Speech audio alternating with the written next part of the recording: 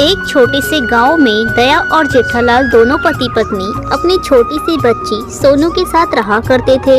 वो लोग अपने ही खेती में फसल उगाते थे और उसे बेचकर अपना गुजारा करते थे और ऐसे ही हंसी खुशी से अपना जीवन बिता रहे थे कि एक दिन अचानक दया की तबीयत खराब हो जाती है और कुछ दिन बाद उसकी मौत हो जाती है। अब जेठालाल और सोनू बिल्कुल ही अकेले हो गए थे। तब जेठालाल अपनी बच्ची सोनू को भी अपने साथ खेत में लेकर जाया करता था, क्योंकि जेठालाल के अलावा उसकी देखरेख करने के लिए उसका कोई दूसरा नहीं था। तब जेठालाल की पड़ोसन कोकिला बहन उससे कहती है, जेठालाल अभी तुम्हारी बच्ची बहुत ही छोटी है, उसे यूँ इस तरह से खेत में लेके जाना अच्छा नहीं है। खेत में न जाने कितने प्रकार के सांप बिच्छू होते हैं, कहीं कोई इसे काट ले तो।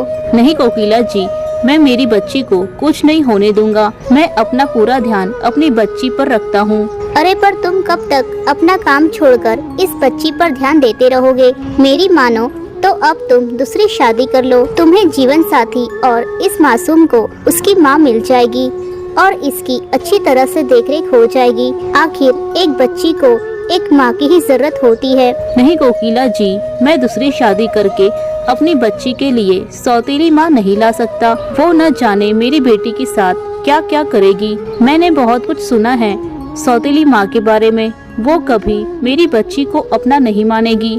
अरे जेठालाल, सभी सौतेली माँ ऐसी दुष्ट थोड़ी होती है।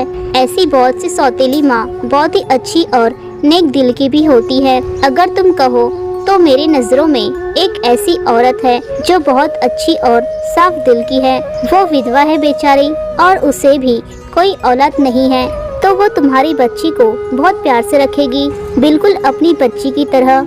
मेरी मानो तो तुम उससे शादी कर लो। तब कोकिला बहन जेठालाल को बहुत समझाती है। फिर जेठालाल उस औरत से शादी कर लेता है। उसका नाम बबीता रहता है। वो दिखने में बहुत ही सुंदर थी। तब पहले ही दिन जेठालाल अपनी पहली पत्नी दया और बेटी सोनू के बारे में बताता है। सुनो, मैं तुमसे एक जिंदगी भर का एक वादा चाहता हूँ। अगर तुम मुझसे वो वादा करती हो तो मैं तुम्हारे साथ जिंदगी भर खुशी से रहूँगा और जैसा तुम चाहती हो वैसा मैं हमेशा करूँगा। बस तुम्हें मुझसे एक वादा करना होगा। मुझे आपकी हर बात मंजूर है और आपका ये वादा भी मंजूर है। अरे पहले सुनो तो सही।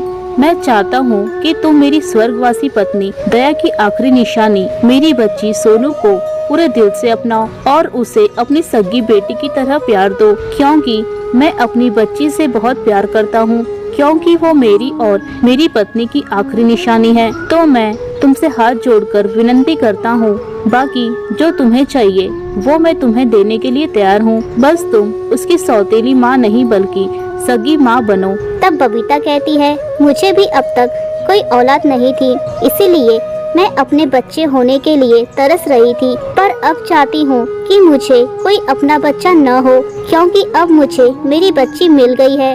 शायद इसीलिए मेरी गोद अब तक सुनी थी, शायद इसीलिए कि इस बच्ची का प्यार मेरे नसीब में था। मुझे इस बारे में पहले ही कोकिला बहन ने बता दिया था, इसलिए मैंने पहले ही अपनी बच्चेदानी निकाल दी है। इसलिए आपको हमारी बच्ची सोनू की चिंता करने की कोई जरूरत नहीं है। मैं इसे सगी बेटी से बढ़कर प्यार दूंगी। तब बबीता सोनू को सगी माँ की तरह प्यार देती है और सोनू भी बबीता के साथ खुश रहा करती है। फिर उन दोनों का प्यार देखकर जेठालाल भी खुशी खुशी रहने लगता है।